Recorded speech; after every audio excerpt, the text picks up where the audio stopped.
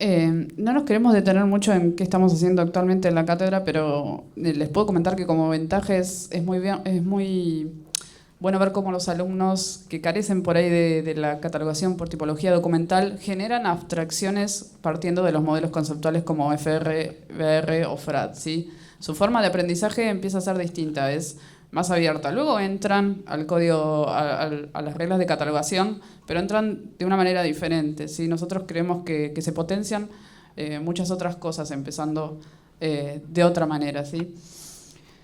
Bien.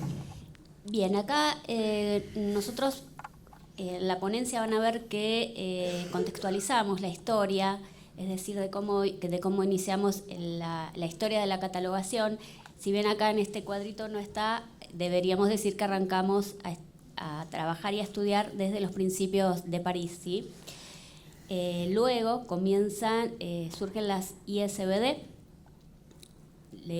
Posteriormente van a surgir dentro de la historia de la catalogación las reglas de catalogación, la 1 y la 2, que la 2 se va a basar también en lo que trabajan las ISBD.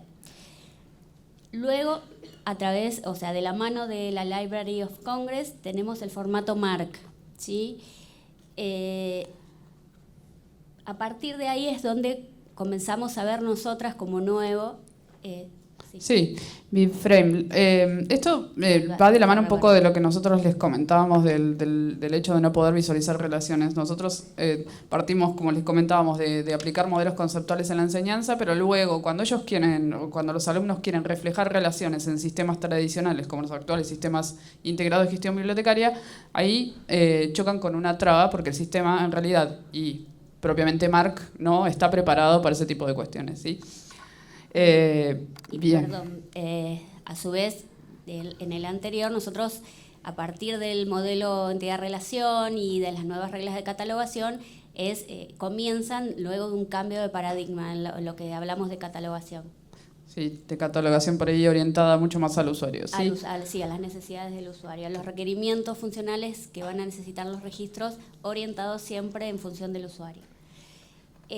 Cuando hablamos de modelos conceptuales, nosotros cuando comenzamos trabajamos con uno de los dos repositorios que les decía recién Gladys y tomamos las etiquetas que contenían los registros de estos dos repositorios y empezamos a hacer como una analogía entre lo que es las entidades de FRBR del primer grupo, en este caso, obra, expresión, manifestación e ítem. Y hicimos la analogía con lo que sería la correspondencia de los elementos de BibFrame. Así, por ejemplo, cuando hablamos de trabajo o en realidad obra o trabajo en lo que es BibFrame, abarcaría tanto a obra como a expresión de los FRBR. En cuanto a la instancia, sería la correspondencia con la manifestación, es decir, la parte física, la descripción física. Y las anotaciones para BibFrame, que son ese elemento o esa información extra que surge de las instancias, se correspondería con ítem. Esto es lo que nosotros trabajamos. Puede haber otras opiniones también, por supuesto. Sí, se trata de establecer por ahí una equivalencia entre los dos modelos conceptuales. Y una cuestión más que queríamos introducir, que también está presente dentro del proyecto que les vamos a comentar, es la inserción también de Linked Open Data, ¿sí? La idea es, otra vez, trascender de las barreras documentales y comenzar a hacer un aprovechamiento de LOD, que en realidad trabaja con protocolos HTTP en una sintaxis RDF, ¿sí? Se aprovecha de la SURI, ¿sí?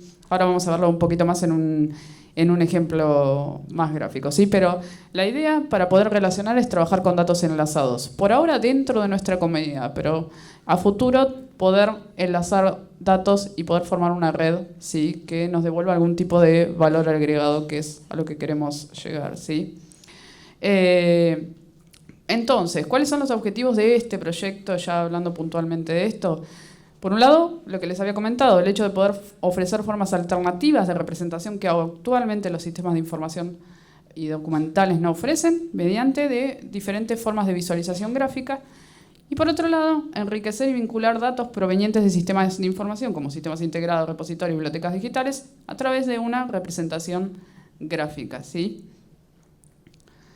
Para alcanzar estos objetivos, ¿sí?, es que establecimos estas 4 etapas que les comentábamos. En una primera instancia, y ahora Andrea lo va a explicar en las siguientes diapositivas, lo que tratamos de establecer tomando el repositorio es un mapeo, ¿sí?, una equivalencia entre Dublin Core y BibFrame, pero bajo las directrices del Sistema Nacional de Repositorios Digitales, ¿sí? En una primera instancia habíamos generado un mapeo entre Dublin Core puro, sin aplicación de ninguna directriz, y BibFrame, pero finalmente nos dimos cuenta que en nuestro contexto nacional Dublin Core es utilizado de acuerdo a determinadas pautas propias de nuestro país, ¿sí? Entonces rehicimos ese mapeo y lo readaptamos a lo que son los sistemas, a lo que es el Sistema Nacional de Repositorios Digitales, ¿sí? Por otro lado, determinar qué relaciones relevantes podemos extraer de todas esas entidades que vamos a comenzar a relacionar, ¿sí? ¿Cuáles relaciones son relevantes para el contexto científico y académico, ¿sí? Nosotros recuerden que a través del establecimiento de esas relaciones queremos devolver información con valor añadido. Entonces, bueno, ¿qué es lo que vamos a mostrar de todo lo que podemos mostrar? ¿Sí? Ese sería el segundo objetivo. Y el tercero, sí, determinar por último, por suerte pensando de buena manera, ¿no?, desde la tecnología y luego ver qué hacemos, ¿sí?, con qué tecnologías vamos a trabajar para poder lograr esa interfaz y esa serie de relaciones, ¿sí? Bien, esto es la fuente seleccionada para establecer estas relaciones, que es el repositorio UMADOC de nuestra facultad, es lo que les comentábamos. Esta es la fuente principal de información. Nosotros podemos acceder directamente a la base de datos Postgre que utiliza este sistema para poder ver en qué manera vamos a empezar a extraer los datos. También utilizamos propiamente y en nuestro contexto el repositorio para empezar a realizar los primeros mapeos entre Dublin Core y las entidades de BibFrame, ¿sí? Bien, ahora vamos a hablar un poquito de la metodología. Como decíamos, iniciamos con el diseño del prototipo de esta herramienta, la parte técnica estuvo a cargo de Gladys, la realización del mapeo, y aquí nos encontramos con, como decía en las primeras diapositivas, utilizando el repositorio de UMADOC, extrajimos los registros, extrajimos las etiquetas que estaban trabajando e hicimos la correspondencia con BibFrame, utilizando también las directrices del repositorio, el Sistema Nacional de Repositorios Digitales. Ahí, por supuesto que fue un debate también utilizando lo que es la bibliografía, a qué correspondía, a qué no. Trabajamos varios autores que van a ver definidos en la ponencia, y una vez que pudimos, junto con las directrices del Sistema Nacional de Repositorio, hicimos también, van a ver, en la siguiente, van a ver cómo nosotros los definimos y el porqué, de por qué hicimos esa correspondencia. Y lo más importante después fue establecer estas relaciones. ¿Qué relaciones queríamos lograr? ¿Qué entidades, con qué entidades, atributos? Bueno, qué es lo que queríamos después mostrar y que se vea a la luz con esta herramienta. Y después, bueno, por último, estamos haciendo, anteriormente establecer relaciones que justamente, como decía Gladys, nos muestren un poco más de esta actividad científica académica que nos da la universidad, que produce la universidad. Y las pruebas con registros almacenados en UMADOC es lo que se hizo. Si quieres agregar algo técnico. Sí, básicamente en esto que les comentaba Andrea de mapear, también pudimos ver que un mismo metadato puede pertenecer a diferentes entidades dentro de BibFrame, ¿sí? Entonces, bueno, esa es otra interrogante de cómo se armó bastante debate entre establecer determinados metadatos bajo directrices SNRD en determinadas entidades dentro de BibFrame, ¿sí? Así que lo que decidimos es que un mismo metadato puede ser multientidad, ¿sí? Pertenecer a varias entidades. Luego veremos en qué niveles pertenece a determinadas entidades, que eso es un trabajo que también nos queda por hacer, ¿sí? Como primera etapa, que es lo que hicimos en primera instancia, fue la idea de establecer un prototipo. Un prototipo, les diría, barra borrador, ¿sí? Es un prototipo muy general que establece un poco cómo nosotros vamos a tratar de absorber esos datos, ¿sí? Recuerden, como les comentaba anteriormente, que tenemos acceso a lo que es la base de datos del local y que podemos extraer registros en formato MARC. Ahora no estamos trabajando con el sistema integrado, sí con el repositorio y en Dublin Core, y comenzar a hacer traducciones de por medio para ver cómo tomar esos datos, ¿sí?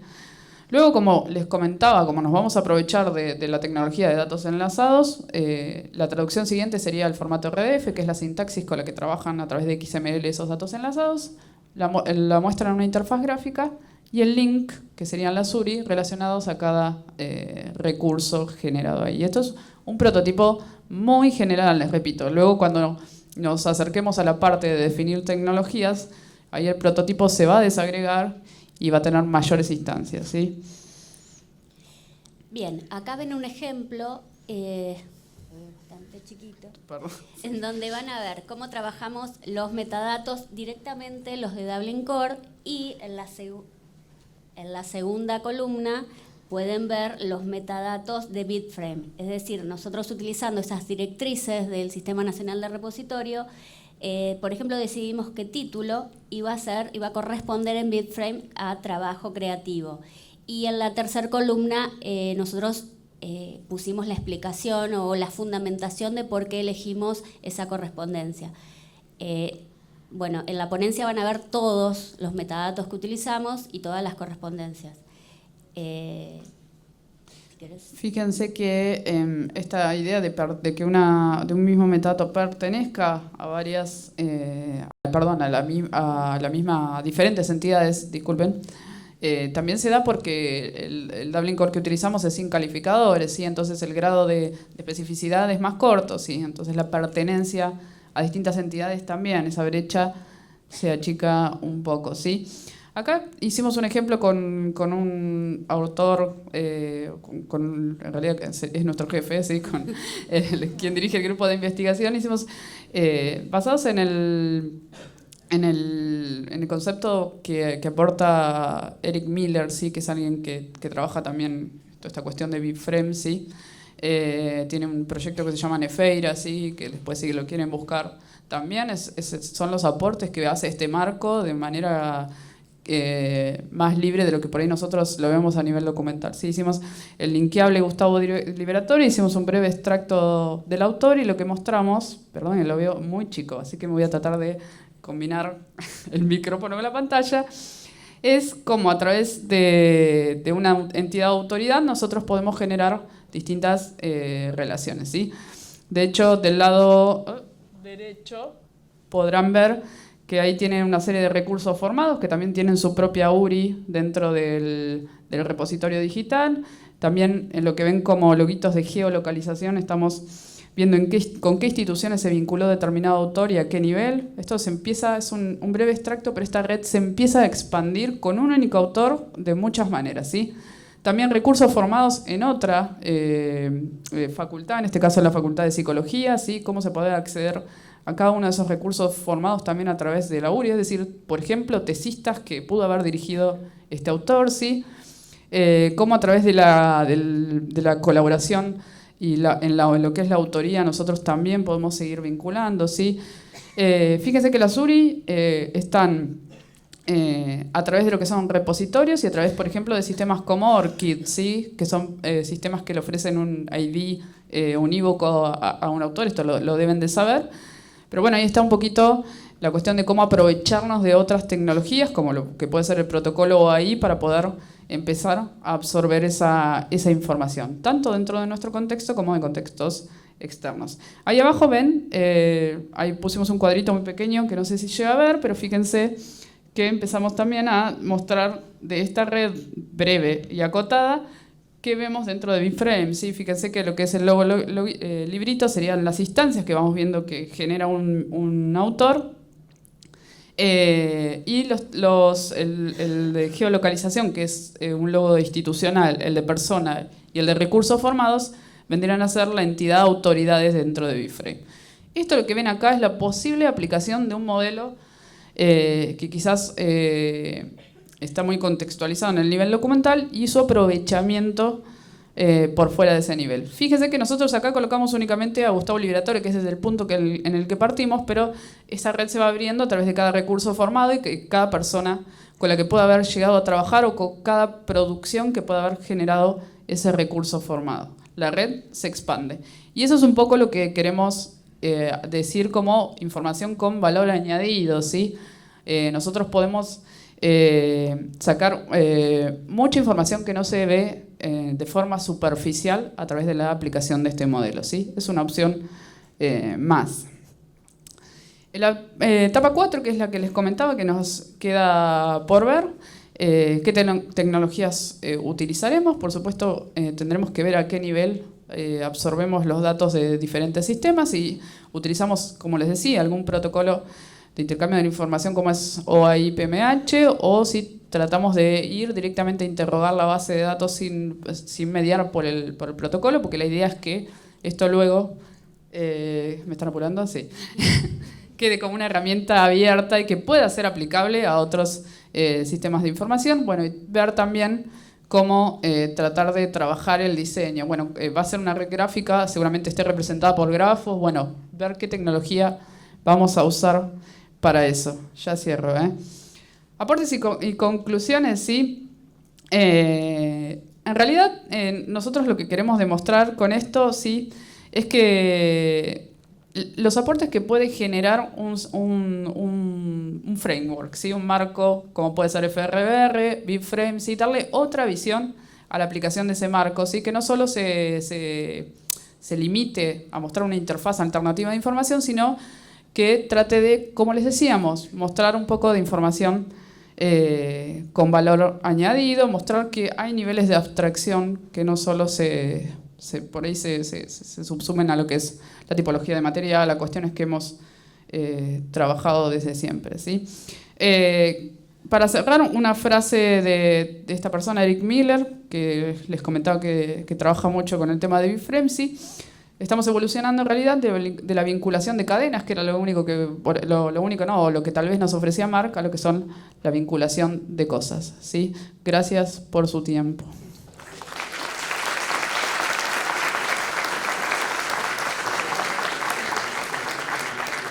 Invitamos a los colegas a formular sus preguntas. ¿Hay alguna pregunta? Los mareamos, me parece. Agradecemos entonces la participación de los colegas.